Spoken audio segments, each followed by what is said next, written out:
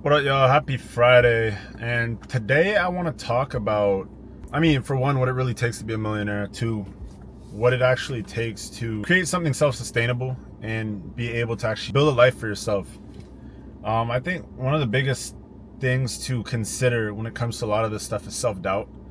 So time and time again, no matter where I've been at in my journey, I've consistently and constantly have had thoughts about, damn, why am I even doing this? Or I've been doing this thing for so long and it feels like I haven't made any sort of significant progress over the past X amount of time. But the thing is, progress that you make isn't necessarily always progress that results into financial traction or financial gain.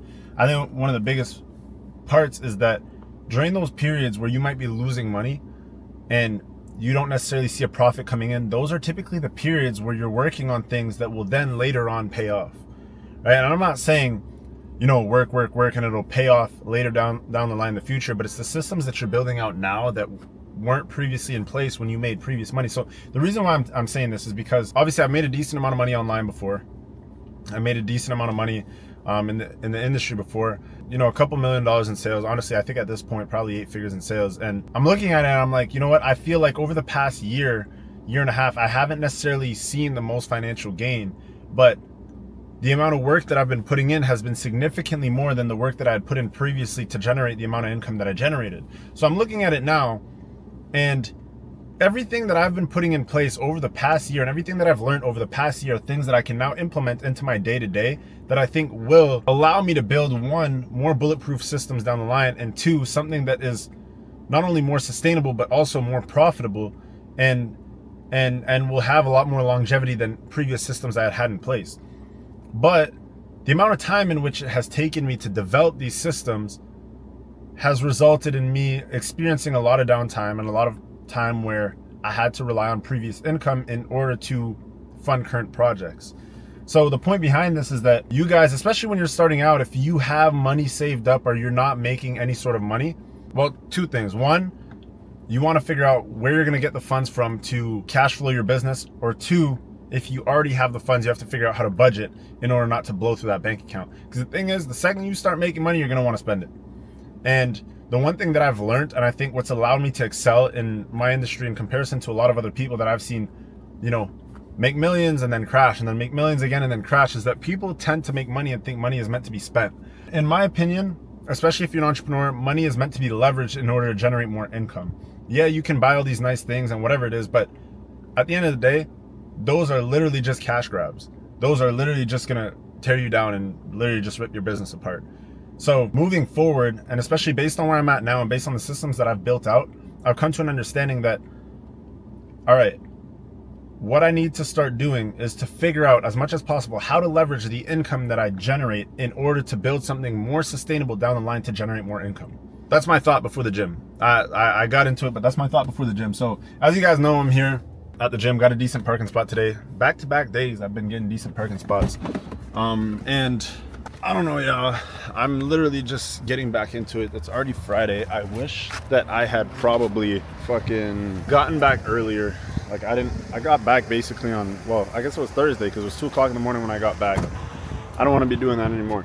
So if I'm going to be going away Thursday to a Sunday or Thursday to a Monday, maybe Tuesday morning max, because it tears down my schedule. But yeah, so we're gonna get this in quick, back and buys. Then we got a couple meetings this afternoon, and then we got the weekend. So yard work to do, gotta cut the grass, wanna clean up the car. Also, let me know what you guys think about this. So I'm definitely gonna get the XXM.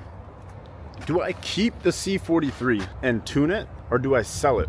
I've really been putting some thought into this, like over the past, I wanna say 24 hours. Honestly, I haven't really been thinking about it that long, but yeah, let me know what you guys think. So slight change of schedule because I get a message from Spectrum saying Spectrum's down in my area until 3:30. Last time that happened, well, actually this was last week. Last week this happened. I basically couldn't do anything all afternoon. Was late to posting my video. But anyways, these are the type of, I guess, mishaps you have to make up for. Also, my phone service doesn't work beside the house. So I have to walk to the pool to even be able to get service, to even be able to get on a phone call. But it is what it is. Optimization in your schedule. And unfortunately, obviously that's what we're currently dealing with. So I was giving it thought this morning when I was at the gym, and I figured I'd touch base on this after my workout. I started to realize, I don't know what it is, but a lot of jobs now are paying like people $30 an hour and like $35 an hour or whatever it is, without having any sort of post-secondary education. So what that means is people that are working these jobs full time, I mean, let's run the math real quick. Let's say 35 an hour times 40 hours a week times 4 weeks in a month times 12 months. That's close to 70K a year. Obviously that's before tax. So after tax, I don't know, you're probably looking at like 55 or some shit like that. But point being is I started to think about it and I was like, you know what? For the amount of time that you invest going to university, now obviously I don't want to say I'm not an advocate of university because I understand some people need it. I understand that we have to have some 9-to-5 workers, but I'm really putting things into perspective. For the additional monetary value that you get from going to university, aside from, professional fields, law, all that shit, you guys know that, I'm sure you guys watch these sorts of videos all the time, law, doctorates, and whatever, PhDs and shit like that. Aside from those fields that, will get you a job that pays you, I don't know, $250,000, $300,000, $500,000 a year. Most jobs that you can get access to with a bachelor's degree will only pay you up to about $150,000 a year. At least as far as what I've seen. I might be wrong. Obviously there might be some odd case scenarios, but might pay you up to $150,000 a year. And that's not even right after getting your bachelor's. That's after having experience and doing whatever. So let's just put things into perspective. Out of university, I think at most you make $100K a year before tax. After tax, that's like $70K a year. So for the value exchange of what you're getting by going to university, for the amount of time that you put in, you go 4 years to university, you might make an additional, let's say, $30K a year before tax. So after tax, we're looking at an additional $20,000 a year.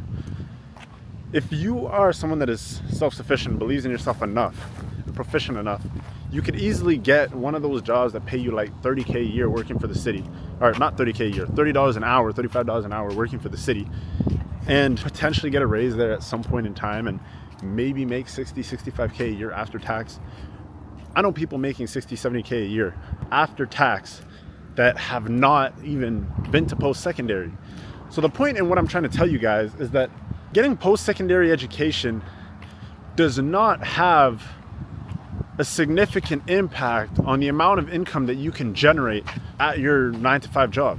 At most, you're making 20 to 30K a year more out of your job. And obviously, if you get a half decent job, you work your way up, you build enough rapport with these people, I'm sure that you could get a job with no post-secondary education that'll pay you as much money as if you had your bachelor's degree.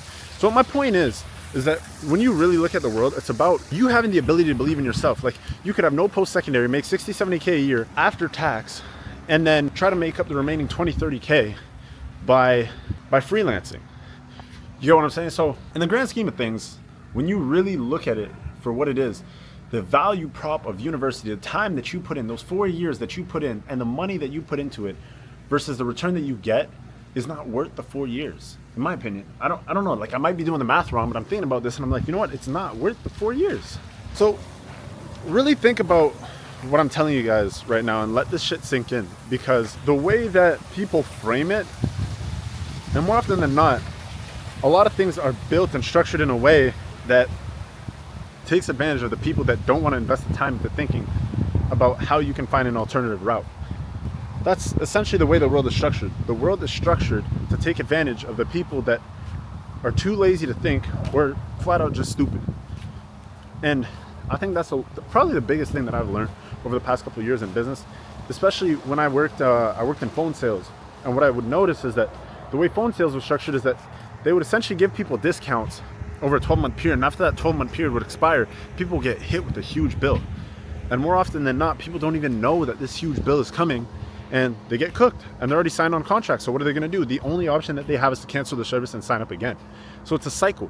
People are just literally taking advantage of the people that, one, don't think, or two, are too lazy to think. And that's essentially where most people make their money.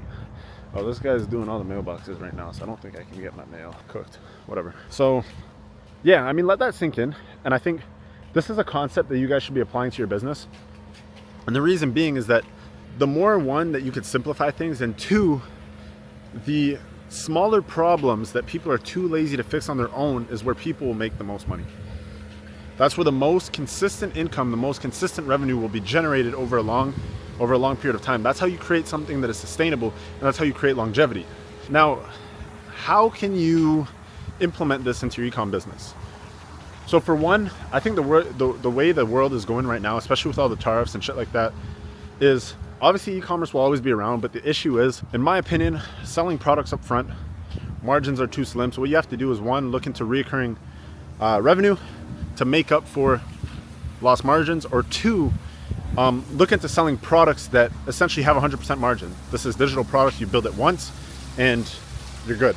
So put that into perspective, guys. Really think about that and really try to implement that into your business, especially if you're somebody that's getting started right now. You're gonna get killed drop shipping. I'm just telling you this.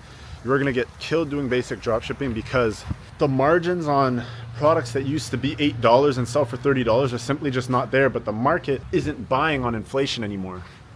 So what I mean by that is, products that used to sell for $30 back in the day that we could source for $6, $7, $8, under $10, are essentially being sourced for like $15 right now, but aren't selling significantly more than what they used to sell at before. They might sell at 35, 40 bucks now, but it's just not there. You don't have as much buyer intent at these prices.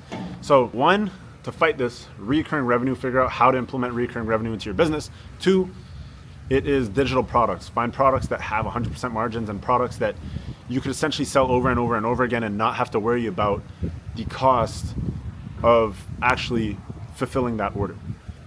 So that's gonna be my piece of advice for today. And I'm gonna give you guys, honestly, I do wanna touch on a little bit more e-com stuff. I've been giving you guys motivational content, a lot of that stuff lately. I do wanna touch on, one, a little bit more lifestyle stuff over the next couple of weeks, but two, I do really wanna touch base on what I'm implementing into my own company, into my own business, to generate something that's a little bit more sustainable, that has a lot more longevity and more predictable income. So you guys will see that in the next couple of videos. So please stay tuned. As always, link to the Telegram group chat is down below in the description. And please leave a like, comment, and subscribe, and I'll catch you guys in the next video.